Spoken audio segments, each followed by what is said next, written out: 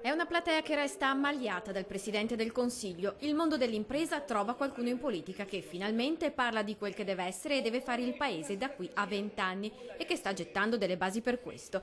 I sindaci si sentono finalmente dire che potranno spendere dei soldi per sistemare strade o scuole. Quei sindaci cui Renzi rivolge direttamente un saluto. A tutti i sindaci che vedo, Zaia li ha messi a destra i sindaci, no scherzo, non è... Anche perché poi dipende da come la guardi, sono comunque a sinistra di Zaia, che non è la cosa più difficile, però va bene. Voglio dire a loro... Colui che resta scettico, insensibile alle parole di Renzi, è il presidente della regione del Veneto. Arriva alle bandie ad assemblea già cominciata, stringe mani ma si infila subito in platea. Da lì a poco arriverà il presidente del Consiglio. Zaia lo attenderà come da protocollo assieme al sindaco di Spresiano e di Treviso e già al ciao qualcosa non andrà. Per ultimo perché è il criterio di importanza.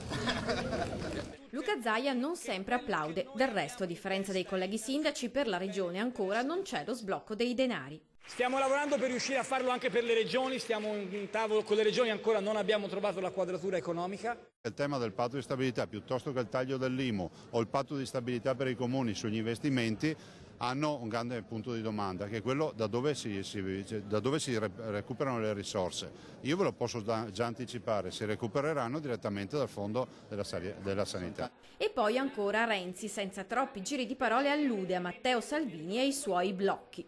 Ma quando sento dei leader politici, lo dico qui in Veneto appositamente, dire per 3 giorni blocchiamo tutto, il 6, 7, 8 novembre blocchiamo tutto, non compriamo più niente, voglio sommessamente dirvi che ciò di cui ha bisogno l'Italia è esattamente l'opposto, sbloccare tutto, non bloccare per 3 giorni il Paese, rimetterlo in moto, restituire fiducia, ridare spazio ai consumi.